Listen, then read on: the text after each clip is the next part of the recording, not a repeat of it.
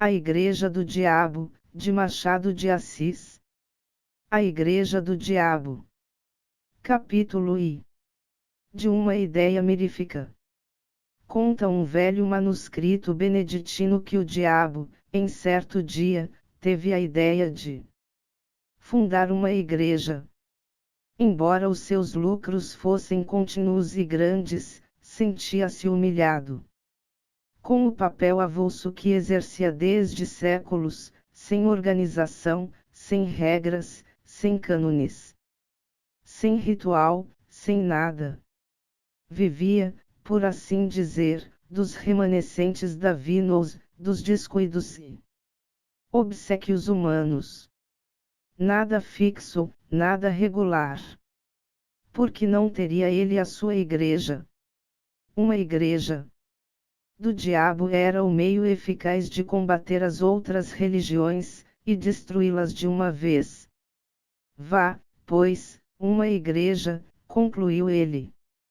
Escritura contra escritura, breviário contra breviário. Terei a minha missa, com vinho e pão à farta, as minhas prédicas, bíblas, novinas e todo o demais aparelho eclesiástico. O meu credo será o núcleo universal dos espíritos, a minha igreja uma tenda de Abraão.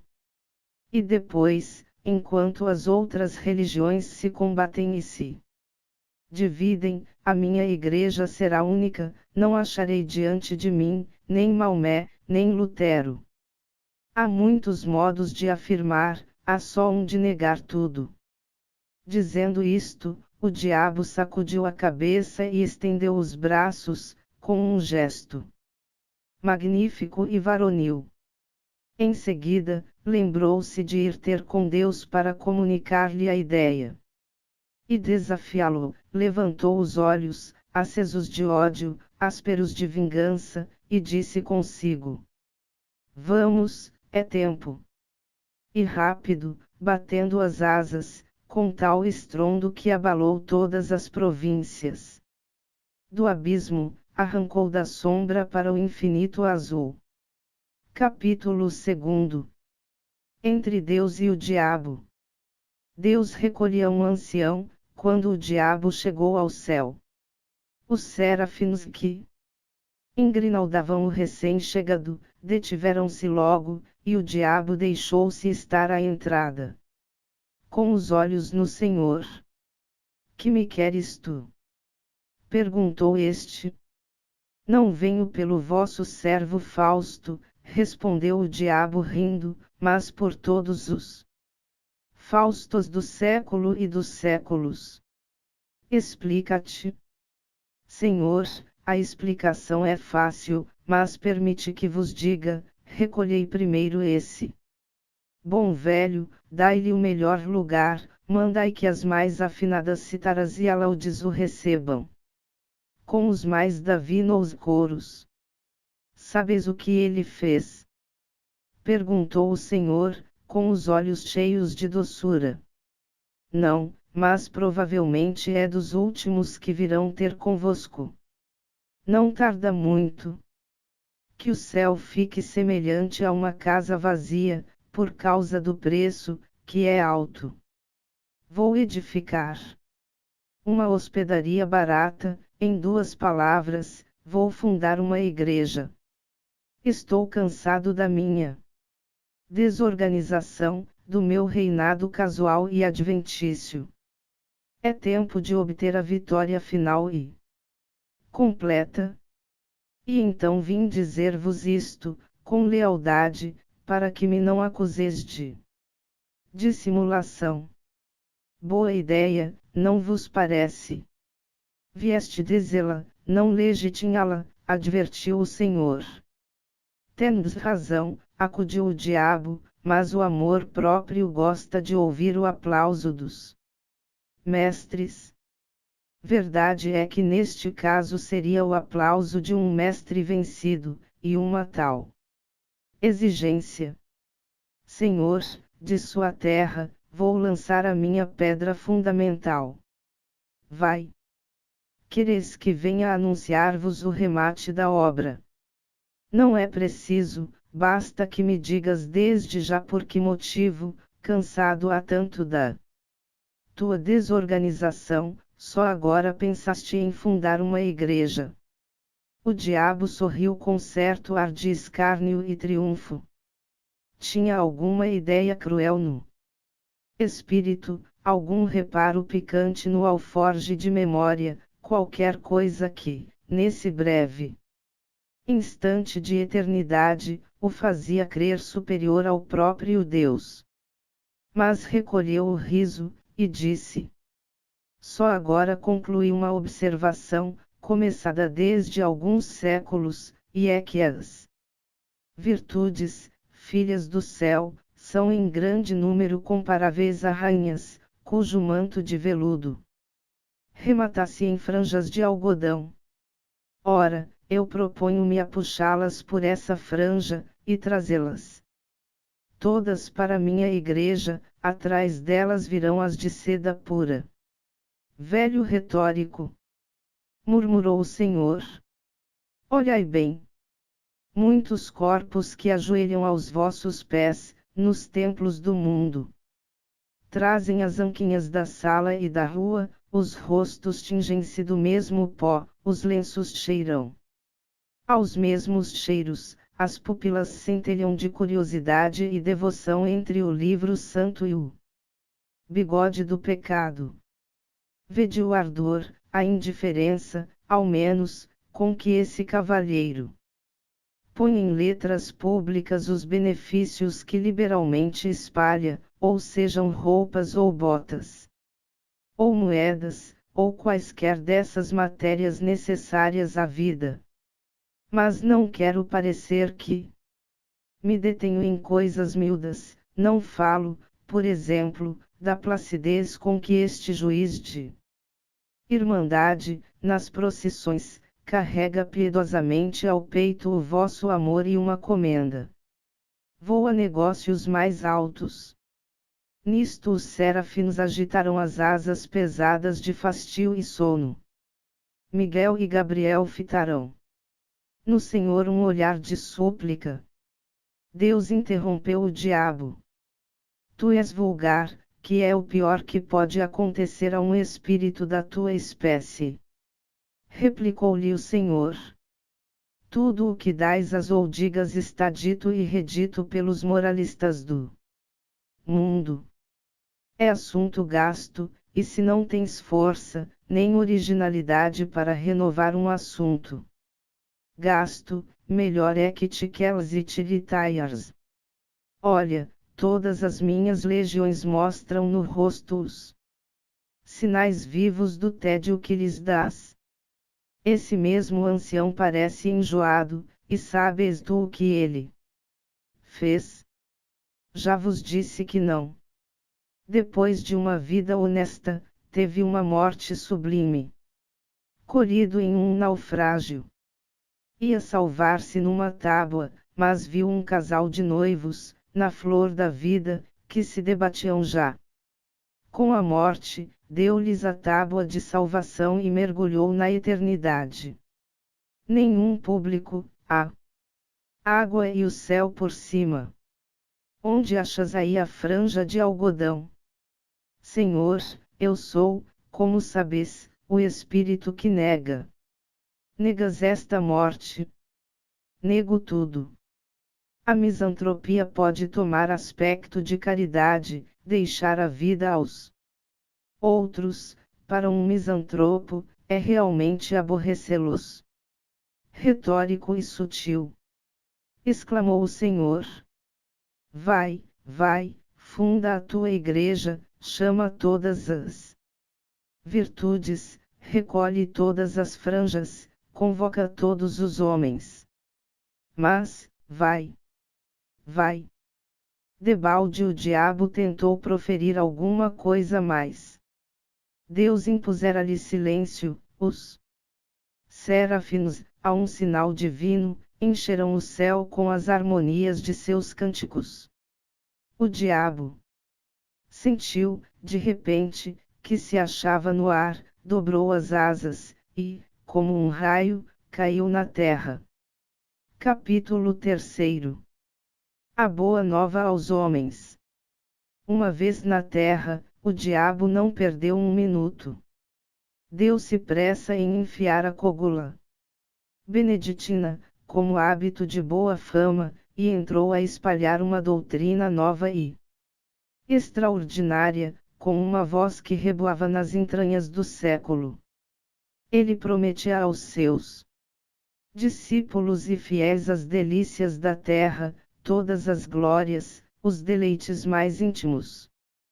Confessava que era o diabo, mas confessava-o para retificar a noção que os homens tinham dele e desmentir as histórias que a seu respeito contavam as velhas beatas. Sim, sou o diabo, repetia ele, não o diabo das noites sulfúreas, dos contos soníferos, terror das crianças, mas o diabo verdadeiro e único, o próprio gênio da natureza. A que se deu aquele nome para arredá-lo do coração dos homens. Vede-me gentil e airoso. Sou o vosso verdadeiro Pai. Vamos lá, tomai daquele nome, inventado para meu desdouro. Fazei dele um troféu e um lábaro, e eu vos darei tudo, tudo, tudo, tudo, tudo, tudo. Era assim que falava, a princípio, para excitar o entusiasmo, espertar os indiferentes. Congregar, em suma, as multidões ao pé de si. E elas vieram, e logo que vieram, o diabo passou a definir a doutrina. A doutrina era a que podia ser na boca de um espírito de negação. Isso quanto à substância, porque, acerca da forma, era umas vezes sutil, outras cínica e deslavada. Clamava ele que as virtudes aceitas deviam ser substituídas por outras, que eram as naturais e legítimas. A soberba, a luxúria, a preguiça foram reabilitadas, e assim também a avareza, que declarou não ser mais do que a mãe da economia, com a diferença que a mãe era robusta, e a filha uma esgalgada. A ira tinha a melhor defesa na existência de Homero. Sem o furor de Aquiles, não haveria a Ilíada. Musa, canta a cólera de Aquiles, filho de Peleu. O mesmo disse da gula, que produziu as melhores páginas de Rabelais, e muitos bons versos de Isope, virtude tão superior, que ninguém se lembra das batalhas de Lúculo, mas das suas ceias, foi a gula que realmente o fez imortal. Mas, ainda pondo de lado essas razões de ordem literária ou histórica, para só mostrar o valor intrínseco daquela virtude, quem negaria que era muito melhor sentir na boca e no ventre os bons manjares, em grande cópia, do que os maus bocados, ou a saliva do jejum? Pela sua parte o diabo prometia substituir a vinha do Senhor, expressão metafórica, pela vinha do diabo, locução direta e verdadeira, pois não faltaria nunca aos seus com o fruto das mais belas cepos do mundo. Quanto à inveja, pregou friamente que era a virtude principal, origem de propriedades infinitas, virtude preciosa, que chegava a suprir todas as outras, e ao próprio talento. As turbas corriam atrás dele entusiasmadas. O diabo incutia-lhes, a grandes golpes de eloquência, toda a nova ordem de coisas, trocando a noção delas, fazendo amar as perversas e detestar as sãs. Nada mais curioso, por exemplo, do que a definição que ele dava da fraude. Chamava-lhe o braço esquerdo do homem, o braço direito era a força, e concluía: muitos homens são canhotos, eis tudo. Ora, ele não exigia que todos fossem canhotos, não era exclusivista. Que uns fossem canhotos, outros destros, aceitava a todos, menos os que não fossem nada. A demonstração, porém, mais rigorosa e profunda, foi a da venalidade. Um casuísta do tempo chegou a confessar que era um monumento de lógica. A venalidade, disse o diabo, era o exercício de um direito superior a todos os direitos. Se tu pudes vender a tua casa, o teu boi, o teu sapato, o teu chapéu, coisas que são tuas por uma razão jurídica e legal, mas que, em todo caso, estão fora de ti, como é que não pudes vender a tua opinião, o teu voto, a tua palavra, a tua fé, coisas que são mais do que tuas, porque são a tua própria consciência, isto é, tu mesmo.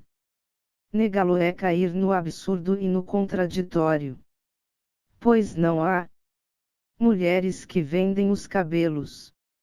Não pode um homem vender uma parte do seu sangue para transfundi-lo a outro homem anêmico. E o sangue e os cabelos, partes físicas, terão um privilégio que se nega ao caráter, à porção moral do homem.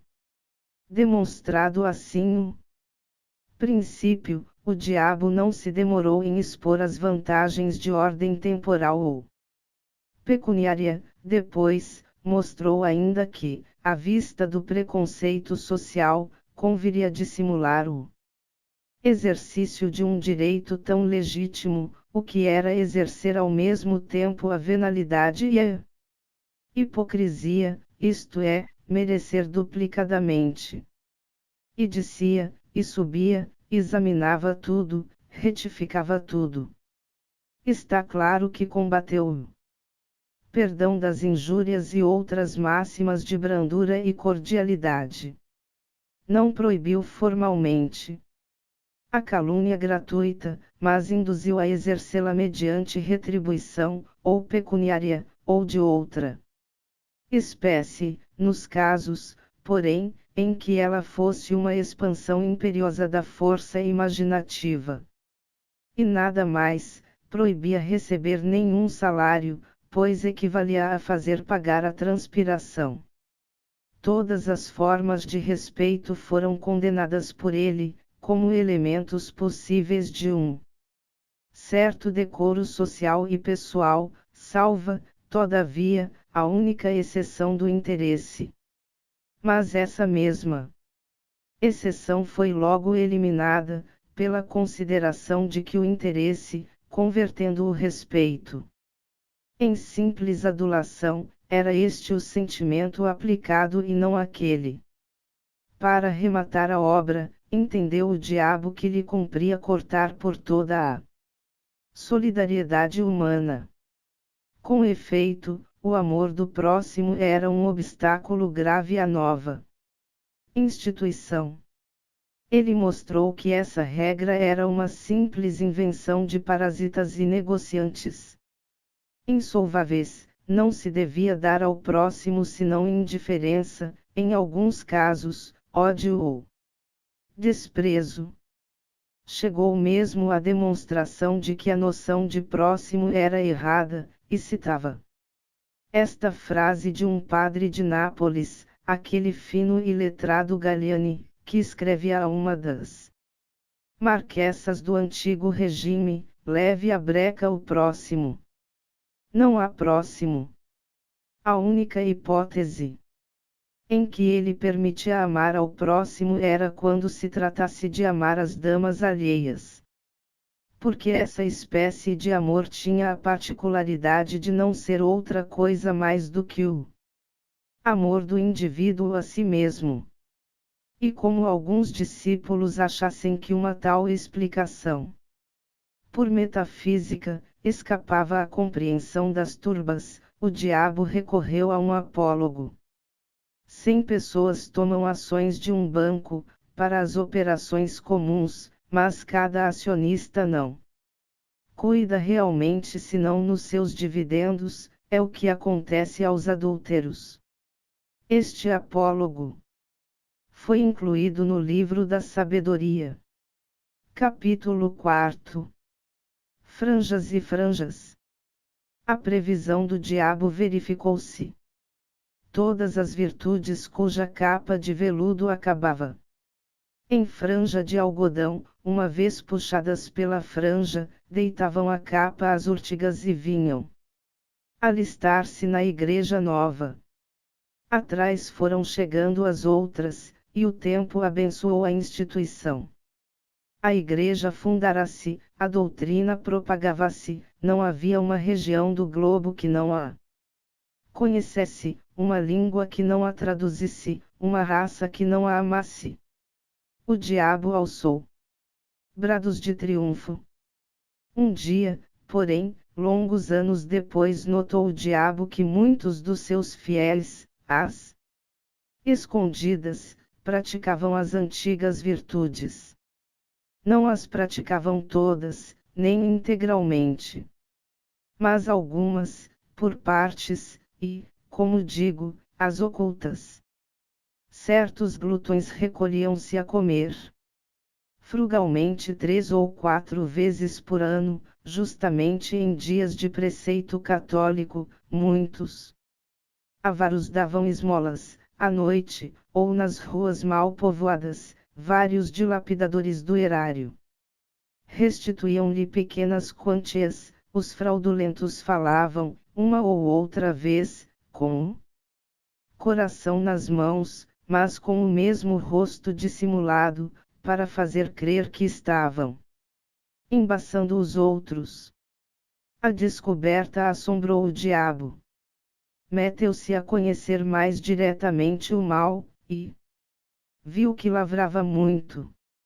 Alguns casos eram até incompreensíveis, como o de um droguista do Levante, que envenenara longamente uma geração inteira, e, com o produto das drogas, socorria os filhos das vítimas.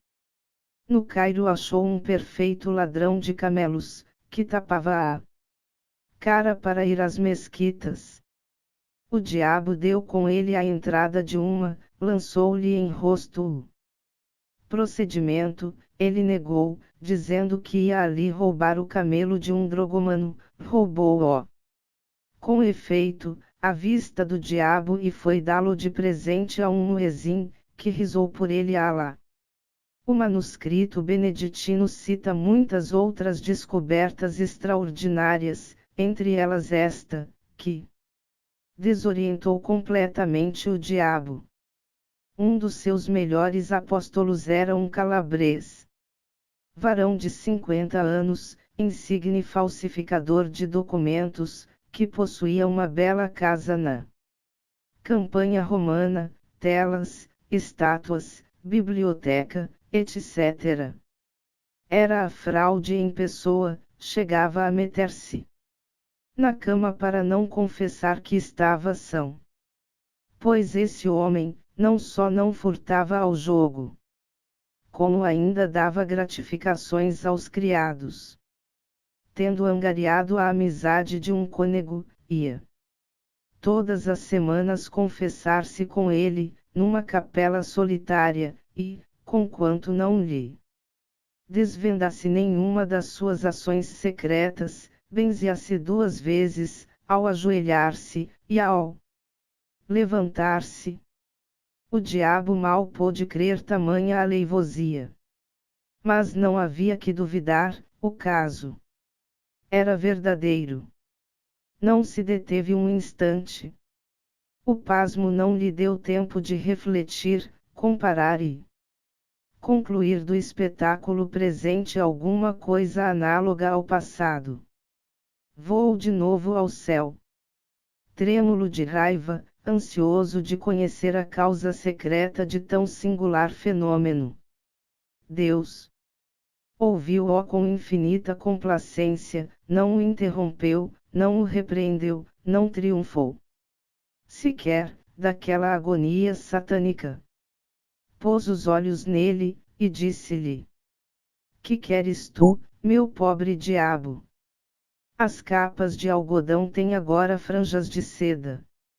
Como as de veludo tiveram franjas de algodão. Que queres tu? É a eterna contradição humana. Fonte: Assis, Machado de Volume de Contos. Rio de Janeiro, Garnier, 1884.